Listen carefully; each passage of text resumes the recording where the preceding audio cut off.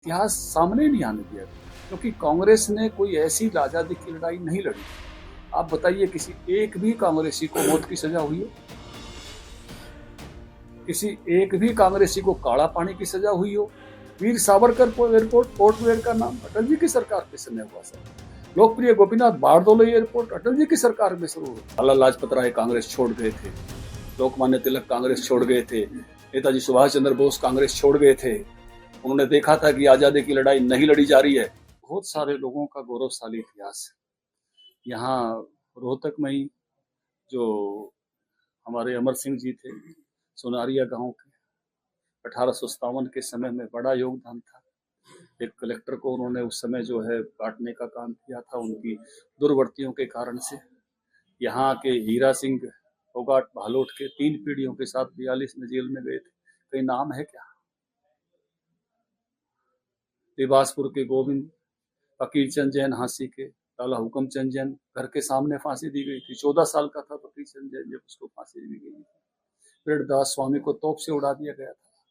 अनेक ऐसे वीरों के नाम है, ऐसी वीर गाथाएं हैं जो रूपा खाती नांदा जाट को कोल्डी से रगड़ दिया गया था हांसी की लाल सड़क पर। देवासपुर के 11 आदमी थे जिनको कोल्डी से रगड़ा था सोनीपत में। कहाँ जिक्र है? इतिहास सामने नहीं आने दिया क्योंकि कांग्रेस ने कोई ऐसी आजादी की लड़ाई नहीं लड़ी। आप बताइए किसी एक भी कांग्रेसी को मौत की सजा हुई हो? किसी एक भी कांग्रेसी को काला पानी की सजा हुई हो? और ये 26,000 लोग आजाद हिंद में फौज में बलिदान हो गए। जितना गौरव उन बलिदानियों को मिलना चाहिए था वो मिला क्या? उनका नेतृत्व करने वाले को मिलना चाहिए था, मिला क्या? उनकी अनाम जिंदगी के बारे में भारत पूछता रह गया कि सब लौट आए, बोस नहीं आया। भारत के अंदर एक ज्वलंत सवाल है, कौन इसका पापी है?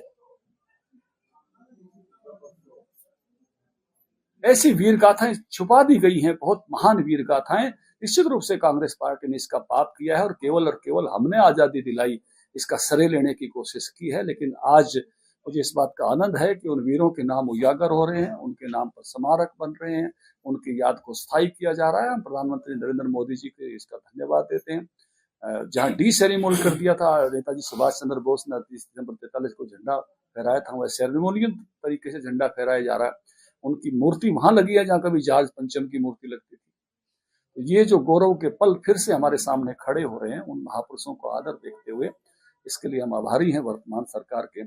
और ये प्रक्रिया अटल जी के समय में शुरू हुई, उनका भी मैं आभार व्यक्त करता हूं। उन्होंने जहां शहीदों को अपने परिवारों के पास पहुंचकर अपने गांव में जो उनकी स्मारक बनने का जो अवसर दिया, उन्होंने जो अवसर दिया एयरपोर्टों के नाम महापुरुषों पर रखने का, ये तो डमडम एयरपोर्ट कितने सालों तक कांग्रेस के टाइम में नेताजी सुभाष चंद्र बोस एयरपोर्ट किया तो अटल जी ने किया।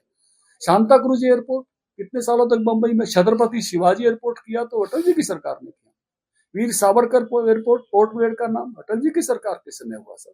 लोकप्रिय गोपीनाथ बारदोली एयरपोर्ट अटल जी की सरकार में शुरू नाम हुआ। विवेकानंद एयरपोर्ट अटल जी की सरकार, चौधरी चरण सिंह एयरपोर्ट, बाबा साहब भीमराव अंबेडकर एयरपोर्ट। आज हमें आनंद है चंडीगढ़ के एयरपोर्ट का नाम शहीद आजम भगत सिंह के नाम पर हुआ है। ये जो सबका जो सम्मान जिनको मिलना चाहिए था उनको सम्मान मिल रहा है। भारतीय जनता पार्टी तो 52 में बनी है, उससे पहले जनसंघ 52 में बना है। भारतीय जनता पार्टी तो 80 में बनी है। उससे पहले जो बलिदान देने वाले थे, मैंने पूछा कांग्रेस से सवाल पूछा, आपके सामने पूछ रहा हूं, क्या एक भी कांग्रेसी को फांसी की सजा हुई? उस समय के आजादी की लड़ाई लड़ने वाले सब लोग क्या केवल कांग्रेस के थे?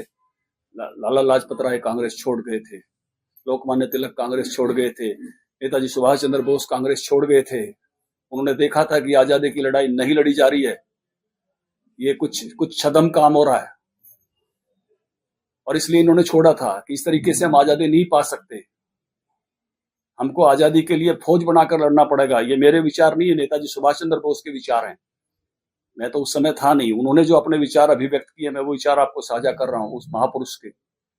आजादी की लड़ाई उन लोगों ने लड़ी जो बलिदान हुए, आजादी की लड़ाई उन लोगों ने लड़ी जो फांसी के उसमें कांग्रेसी नहीं थे। मैंने सवाल किया आपसे मीडिया में, सभी कांग्रेसियों से सवाल है कि एक भी कांग्रेसी का नाम बताए जिसको फांसी की सजा हुई हो, एक भी कांग्रेसी का नाम बताए जो काला पानी की जेल में गया हो। कोई भी कांग्रेसी नहीं था।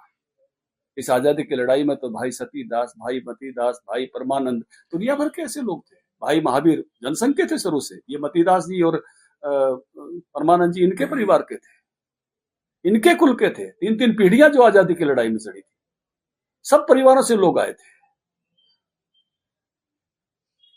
इसलिए कांग्रेस ने यही तो गलती की ना कि अकेला आजादी का ठेका अपने घर में लेकर रखने की कोशिश की। ये देश लड़ा था, इस देश के किसान लड़े थे, इस देश के जवान लड़े थे जो सेनाओं में थे। 40,000 लोग थे आजाद हिंद फौज में नेताजी सुभाष चंद्र के बोस के साथ।